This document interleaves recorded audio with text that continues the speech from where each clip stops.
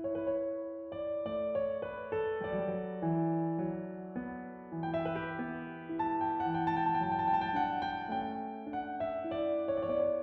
नमस्कार, मैं Shobharam FTJ YouTube channel की तरफ से आप सभी का हार्दिक स्वागत करते हैं।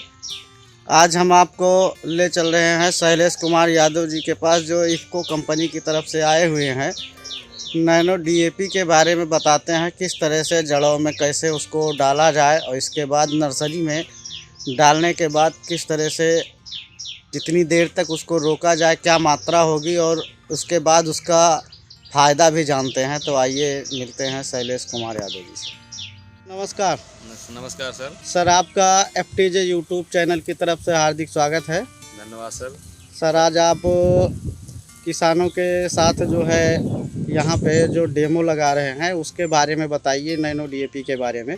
आज हम लोग मंगलसी में शोभाराम, एक प्रगतिशील किसान शोभाराम के फील्ड पर आए हुए हैं और विस्तार से आप लोगों को एक नैनो DAP, इफ़को कंपनी की नैनो DAP के उसके यूज और उसके प्रयोग करने की विधि और उसके प्रयोग करने से क्या क्या फ़ायदा है उसके बारे में आप सबको जानकारी दी जाएगी। ये नैनो DAP का यूज जो है, अगर हम लोग नैनो DAP का यूज करते हैं तो नैनो जो हम लोग दानेदार वाली नैनो DAP यूज करते हैं उसका आधा डोज प्रयोग करते हैं। जैसे कि अगर हम एक बीघे में अगर 20 किलो DAP डाल रहे हैं दानेदार वाली, तो इसका प्रयोग करने पर हमें 10 किलो ही दानेदार नैनो DAP का प्रयोग करना चाहिए। इसका यूज करने का तरीका ये है कि जैसे अगर हम गेहूं की बुआई कर रहे हैं तो आप बीज शोधन में इसका प्रयोग कर सकते हैं। अगर 1 किलो जैसे बीज है आपका तो 5 ml nano DAP, 1 kg seed के हिसाब से 5 ml नैनो DAP को थोड़ा सा पानी में लेके उस पर आप छिड़क के उसको हाथ से अच्छे से मिला के उसके बाद छाया में सुखा लीजिए। उसके बाद में आप उसकी बुआई कर दीजिए।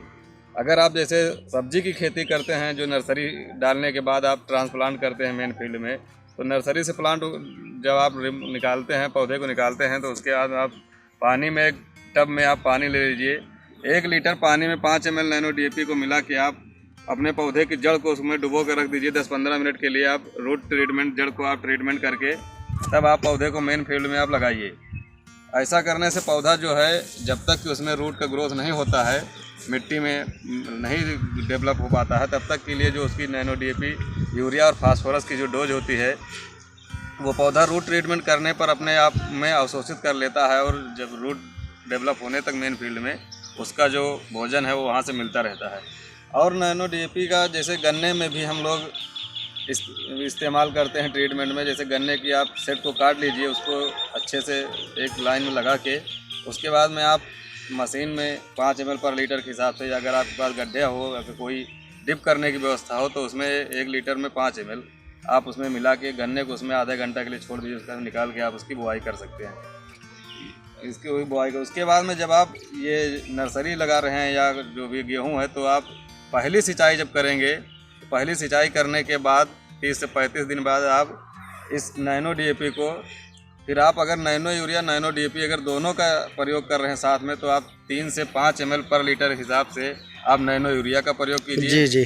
उसके बाद में आप नैनो DAP हाफ डोज देना है। जैसे अभी तक हम देते थे 5 ml अगर 1 लीटर में, तो अब आपको देना है 2.5 ml 1 लीटर में नैनो यूरिया के साथ में देना है। तब आप 30-35 दिन बाद इसका स्प्रे करिए। गन्ने में इसका स्प्रे जो है वो 60-65 दिन बाद किया जाता है, क्योंकि गन्ना देर में जमता है, तो उसी हिसाब से उसका जो स्प्रे है वो 60-65 दिन बाद करते हैं नैनो DAP का। फिर नैनो DAP का प्रयोग करने पर हमें दोबारा या नैनो यूरिया का अगर प्रयोग कर रहे हैं तो हमें दानेदार यूरिया या DAP की प्रयोग नहीं करना है। DAP और ये जो है, जो यूरिया दानेदार है, उसका प्रयोग नहीं करना है। हाँ, उसके बाद में आप दानेदार यूरिया का प्रयोग फसल ग्रोथ हो जाने के बाद नहीं करना है। एक बार नहीं देना है हाफ डोज, उसके बाद फिर आपको ऊपर स्प्रे में ही देना है इसको। Nano urea, nano DAP spray में प्रयोग, दानेदार की प्रयोग नहीं। ठीक सर, बहुत बहुत धन्यवाद आपका। धन्यवाद।